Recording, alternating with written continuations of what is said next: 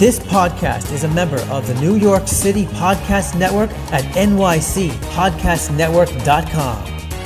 Visit us to listen to over 250 amazing podcasts just like this one.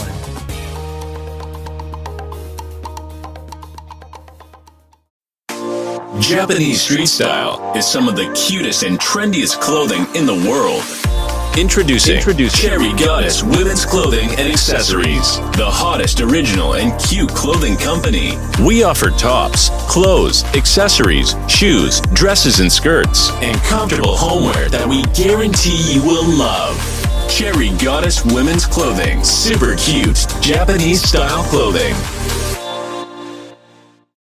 Hello, this is Jeffrey Frazier from Black Wall Street Chronicles, and we're back at it again. Today is not going to be applause. It's not going to be any music. This episode is going to be a dedication to Mr. Kobe Bryant. I grew up watching Kobe Bryant, and I'm very sad for his loss. He died in a helicopter accident on January 26, 2020. Yeah, so he was born on August 23rd, 1978. He died January 26, 2020.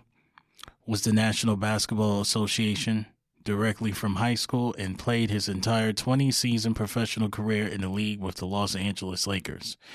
Bryant won 5 NBA championships, was an 18-time All-Star, 15-time member of the All-NBA team, 12-time member of the All-Defensive team, was named 2008 NBA's Most Valuable Player, and was a 2-time NBA Finals MVP winner.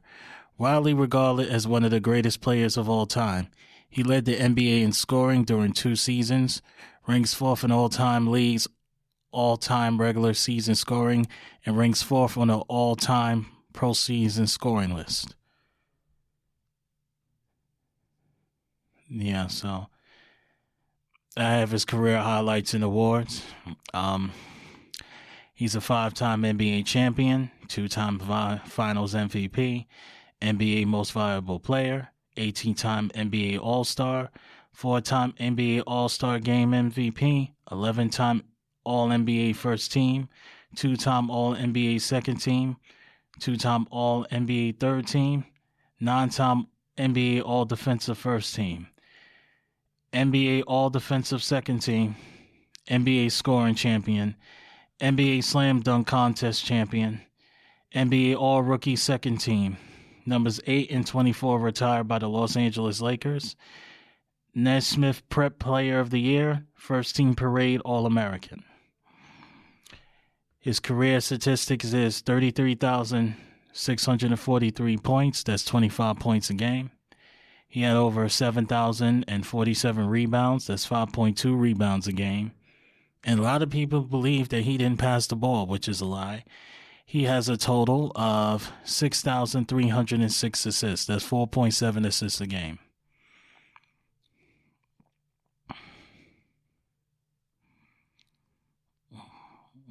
Okay. Hold on a second. Got more information. Kobe Bryant was the son of the former NBA player Joe Bryant. He attended Lower Merion High School in Pennsylvania, where he was recognized as the top high school basketball player in the country. Upon graduation, he declared for the 1996 NBA draft and was selected by the Charlotte Hornets with the 13th overall pick. The Hornets then traded him to the Lakers. As a rookie, Bryant earned himself a reputation as a high flyer and a fan favorite by winning the 1997 Slam Dunk Contest. And he was named an All-Star by the second season. Despite a feud with teammate Shaquille O'Neal, the pair led the Lakers to 3 consecutive NBA championships from 2000 to 2002. In 2003, Bryant was accused of sexual assault by a 19-year-old hotel clerk. Criminal charges were brought up and then dropped after the accuser refused to testify. A civil suit was later settled out of court. Bryant denied the assault charge but admitted to a sexual encounter. He subsequently issued a public apology, but the allegations were considered to have harmed his public profile and led to the loss of several sponsorships. After the Lakers lost the 2004 NBA Finals, O'Neal was traded and Bryant became the cornerstone of the Lakers. He led the NBA in scoring during the 2005-2006 season and the 2006-2007 seasons. In 2006, he scored a career-high 81 points, the second most points scored in a single game in league history, behind Will Chamberlain's 100-point game in 1962. Bryant led the team to 2 consecutive championships in 2009 and 2010 and was named NBA Finals MVP on both occasions. He continued to be among the top players in the league, though, through 2013, when he suffered a torn Achilles tendon at age 34. Although he recovered from that injury, he suffered season-ending injuries to his knee and his shoulder. Respectfully, in the following 2 seasons, citing his physical decline, Bryant retired after the 2015-2016 season. Yeah, I remember those seasons. Bryant overworked himself. At 34 years and 104 days of age, Bryant became the youngest player in the league history to reach 30,000 career points. He became the all-time leading scorer in Lakers franchise history on February 1st, 2010, surpassing Jerry West. Bryant was also the first guard in NBA history to play at least 20 seasons. His 18 All-Star designations are the second most of all time, while it is the record for most consecutive appearances as a starter. Bryant's 4 All-Star MVP awards are tied with Bob Pettit for the most in NBA history. At the 2008 and 2012 Summer Olympics, he won 2 gold medals as a member of the U.S. national team. In 2018, he won the Academy Award for the Best Animated Short Film for his 2017 film, Dear Basketball. Byron died on January 26, 2020, in a helicopter crash in Calabasas, California. 8 others, including his 13-year-old daughter, Gianna Bryant, and college baseball coach John Archibald, was also killed.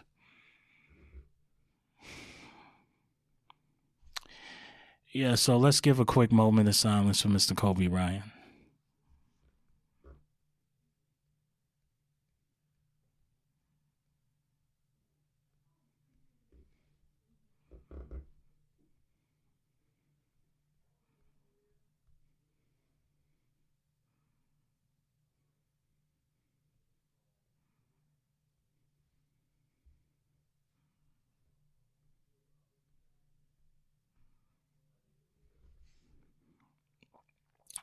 Yeah, so there's the moment of silence for Mr. Kobe Bryant.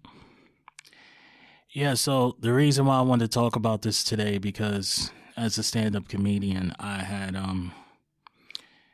noticed that some of the people in my business was got in trouble for making fun of Kobe Bryant, Mr. Ari Shaffir. You know, Ari Shaffir and a couple other comedians on the internet lashed out, and they quickly wanted to call Kobe Bryant a racist. Now, Ari Shaffir, after he called Kobe Bryant a rapist, he got let go from his agent, and there's a high possibility he will lose opportunities. Now, let me give you a background on the so-called Kobe Bryant rape case. Well, the alleged 19-year-old victim that, the alleged victim, they did a DNA test, and they showed that they had a whole bunch of, they had like 5 or 6 different semens in her panties, and the 5 of her friends was going to come forward. 5 of her friends did an interview with NBC, and they said that it was going to come forward. They knew she was lying, and it was going to come forward and tell. So that's why she backed off of the criminal charges. She backed off the criminal charges, and she settled out in court. And Kobe Bryant and the alleged victim gave each other a hug, and they moved on. So being that Kobe Bryant wasn't convicted of anything, you have to understand that, you can be sued for libel. I believe in freedom of speech, not freedom of slander. And if you're going to say a joke, you're going to have to stand on what you say. And the problem with Ari Shaffir is he did not stand on what he said. And then you have Abigail. Abigail Disney. Yeah, Abigail Disney is the heiress of Walt Disney's estate. She is the great Sir Walt Disney's niece. And the Walt Disney's niece lashed out and just basically called Bryant a racist. Rapist. See, there's my Freudian slip, because I think she's a racist. I think Abigail Disney is a racist, but we're not going to go there just yet. So there was an independent streamer and podcaster by the name of Kimberly Frazier, and she basically said it best. The problem with women like Abigail Disney is that they are victims of sexual assault. Instead of finding the proper counseling, what they do is they internalize their hatred and they just randomly lash out on people. I saw a lot of that on the internet. I saw a lot of feminists. It's like, oh, all of you are defending a rapist. You are defending a rapist. You know, Kobe Bryant is a nuanced character. We have to be, we have to have empathy for the people who died with Kobe Bryant on the helicopter. We have to talk about his daughter, Gianna. His daughter, Gianna Bryant, who's a beautiful, talented lady, who was barely able to live her life. And she was on the verge to be a female Kobe Bryant. Kobe Bryant he's basically shows support to the WNBA. He shows support to his daughter's basketball career. And, he was the head coach of his daughter's basketball team, And Kobe Bryant was actually done with the game of basketball. Like, he was completely done. He wasn't going into the games. He was moving on, but his daughter basically helped him find his love of basketball again. And you look at Gianna Bryant, Gianna Bryant was doing all of Kobe's moves. She had Kobe's skills. The way she played defense was just like Kobe, His little daughter had the Mamba mentality.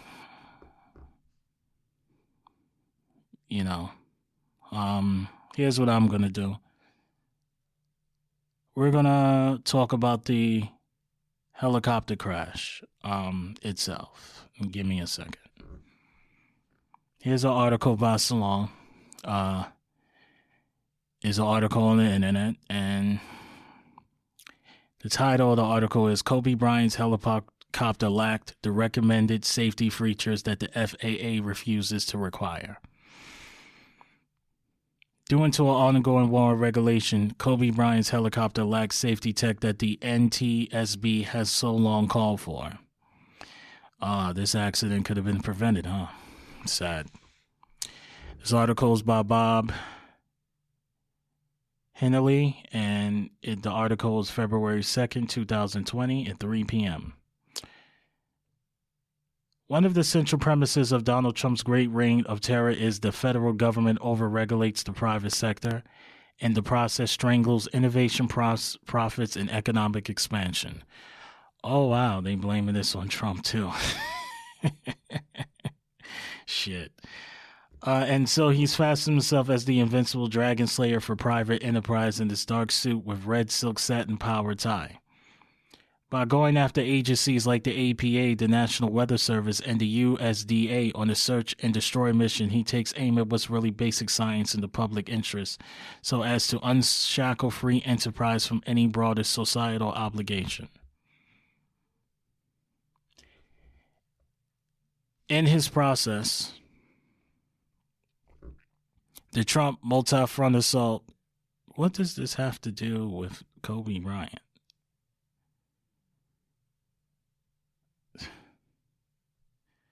Hold on. What does this article have to do with Kobe?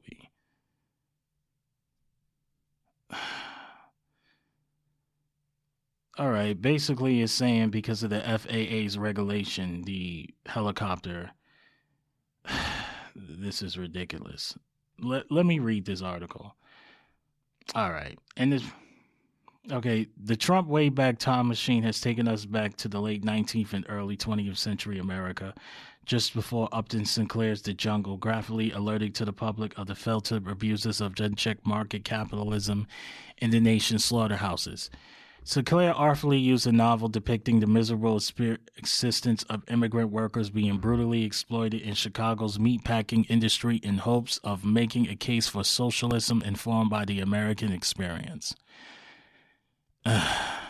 Unfortunately, the hard-charging muckraker who worked undercover in a meatpacking plant for several weeks to gather the authentic reporting required came up short in his bid to foment the long-overdue socialist revolution.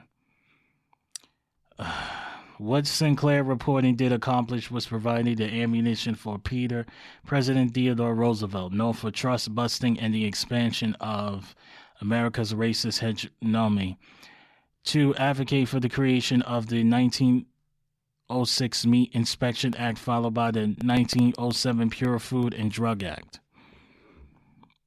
Over a century later, diluted with the hubris of our belief of human progress is indomitable, we so take for granted the existence of these oversight agencies that we assume by now capitalists have internalized a social conscience that automatically does right by its public.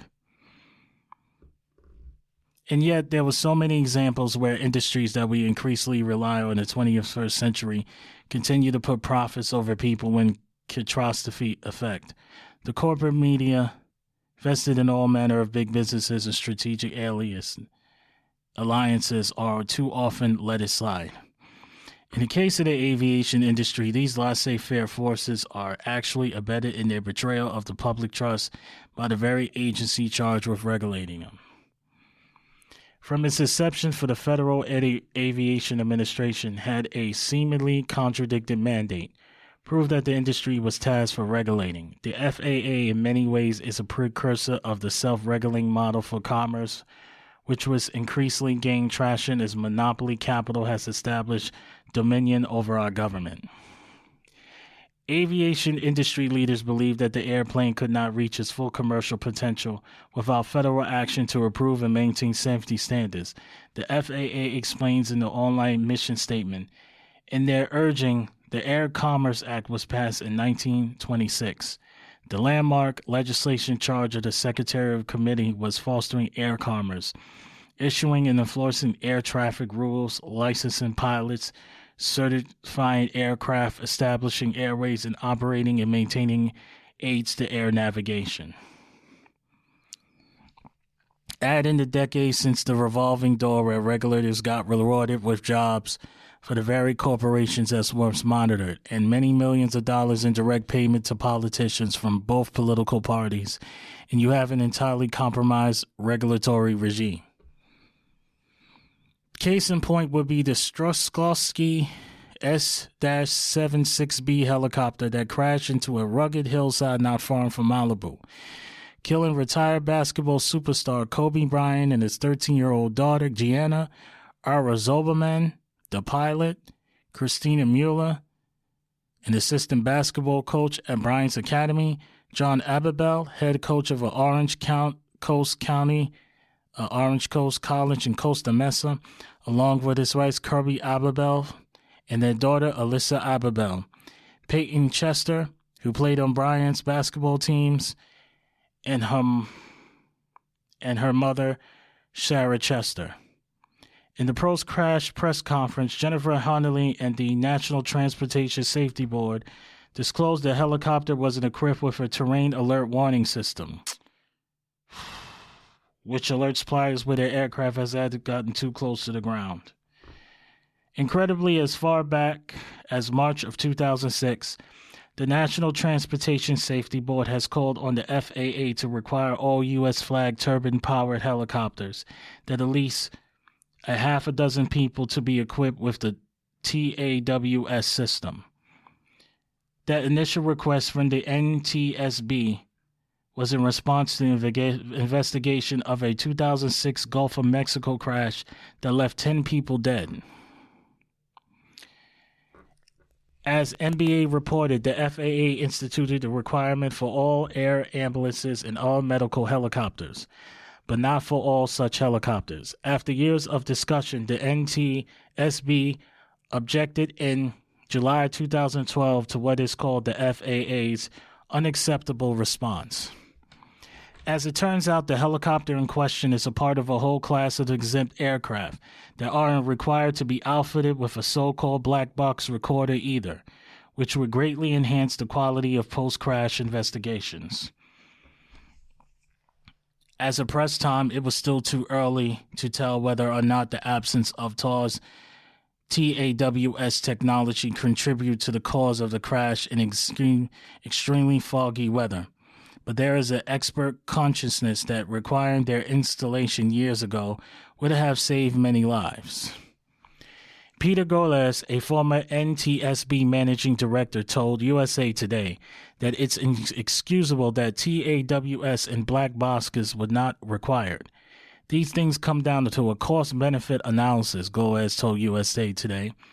Because of the rarity of accidents, that doesn't work out. But cost benefits should not apply to safety. Safety should always trump. Sad to say, the jungle days, when a lack of rigorous regulatory oversight can conduce catastrophic offense, is still with us. Boeing's defective 737 MAX jet design was able to get by regulators because the FAA was too reliant on the jet maker's employees to vouch for safety, according to a multinational task force of aviation experts. Last October 29th, an Indonesian 737 MAX jet crashed, killing 186 people, and then on March 10th of the year, another 737 MAX crashed in Ethiopia, killing 157. John Samuelson, the president of Transport Workers Union, which represents thousands of mechanics, with American Airlines, sent in a text that the international fact-finding report showed that the consequences of the FAA becoming a captive in the industry it regulates.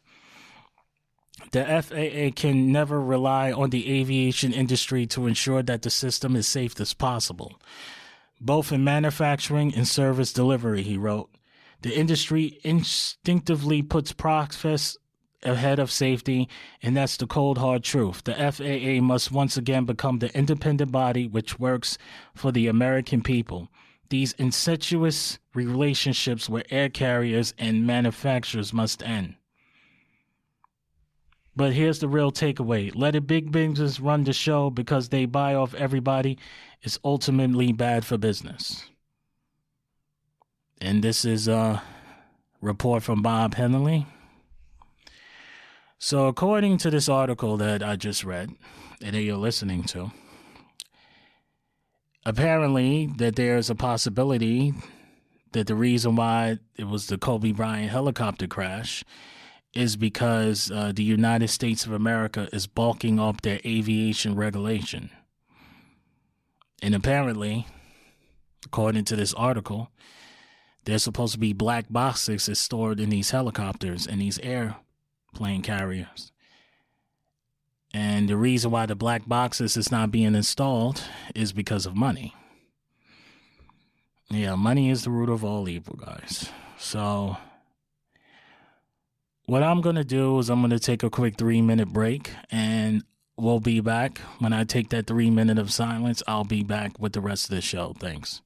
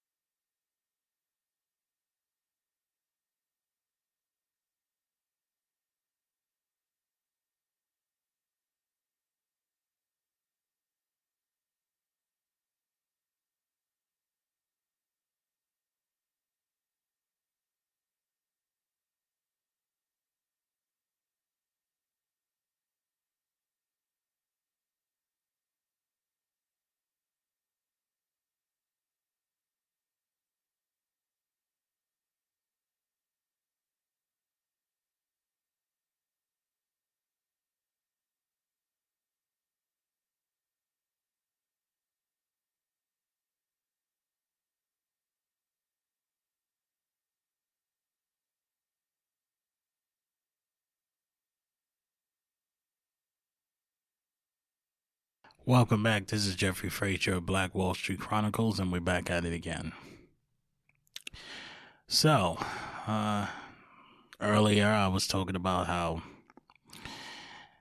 there may be a reason why the Kobe Bryant helicopter crash happened because of regulation codes. Because of the lack of regulation codes, the helicopter was not up to par, and basically that the navigation system was off and it wasn't alerted about how close they was to the ground. It's very sad. It's very sad to hear that an accident could possibly be prevented, and it wasn't. There's been some conspiracy theories on the internet. One of my favorite conspiracy theories is from a Dr. Umar Johnson. Dr. Umar Johnson is, he's a black activist, he identifies as a Pan-African. There's an article of him that's saying that psychiatrist Dr. Umar Johnson claims Big Pharma and NBA. Let me look this up. This article's from Total Pro Sports. Says here that psychiatrist Dr. Umar Johnson claims Big Pharma and NBA murdered Kobe Bryant, also blames white supremacy.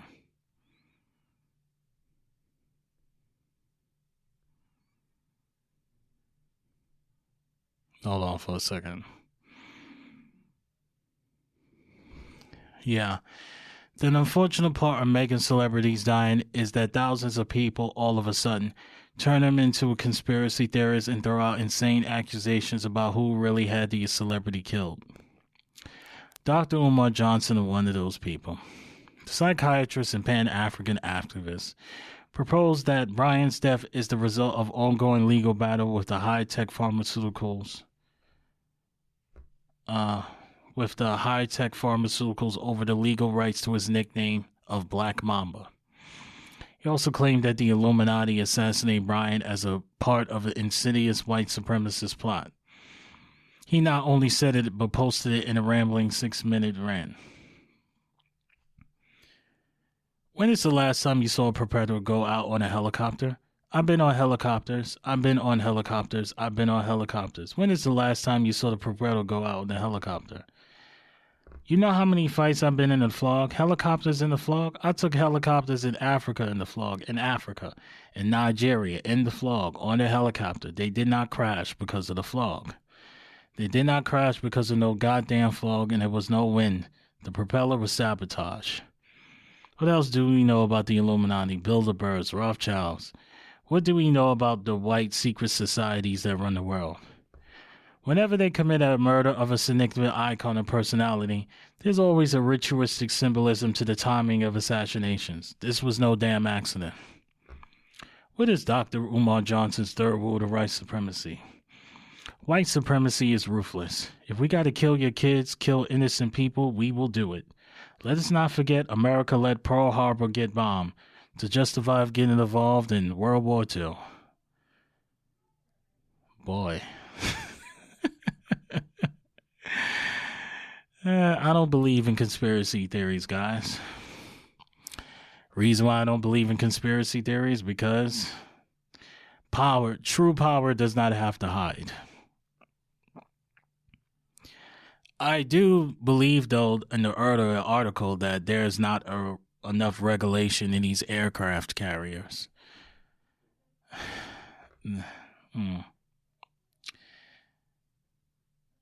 So,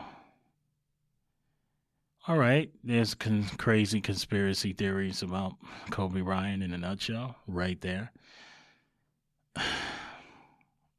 You know, it's very sad because when Kobe Bryant passed away, you saw a whole generation of grown men just crying. Oh, grown men who feel exactly sad. Like a friend of mine from high school, when he found out that Kobe Bryant died, I haven't really talked to him.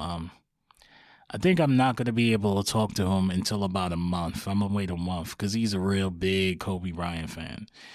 So I'm going to wait a month so I can start talking to him about that.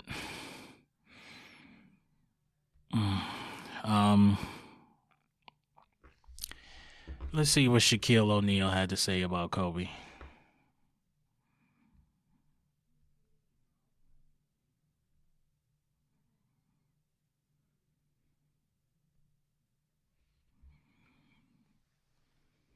Okay, this is in enews.com in UK by Kelly Boyle.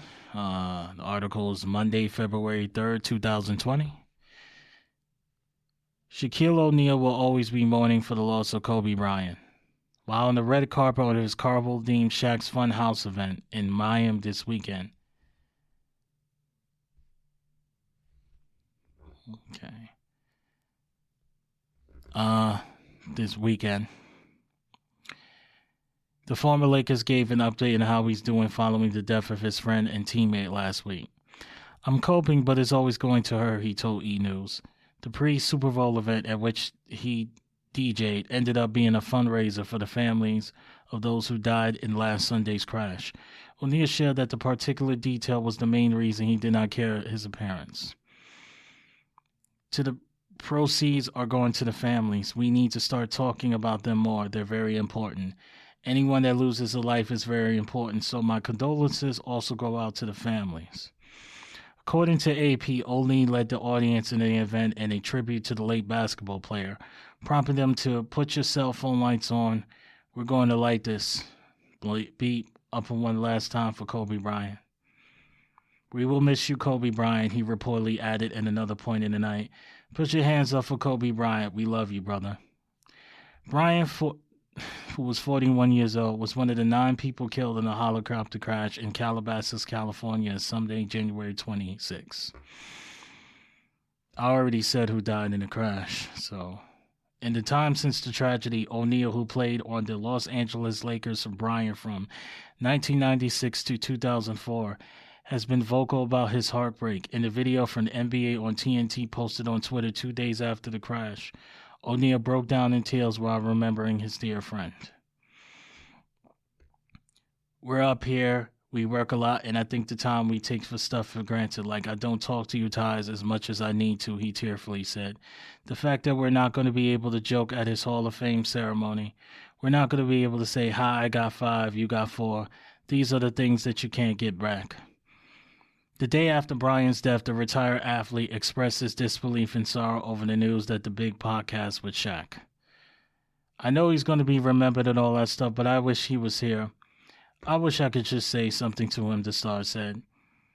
He later revealed on the podcast that he spoke to with Vanessa Bryant the day before, and as he said, my heart goes out to Vanessa because she's lost too. She lost beautiful Gigi, who was born on the same day as my 13-year-old. That's what really hurts. Stuff like this will always hurt. Bryant and his daughter survived by his wife, Vanessa, and their 3 daughters, Natalia, Blanca, and Carpi, 7 months. Stay pop culture with E! News weekdays, yeah. It's actually very sad. Very sad indeed. So this is what we're going to do. I'm ending the show right here. One thing that we need to learn from Kobe Bryant, time is not promised to us, and we need to love the ones that we love in our life, and, you know, all of the fathers need to hug their children a lot more, because you never know when we're not going to be here. So thank you very much. This is Black Wall Street Chronicle signing off.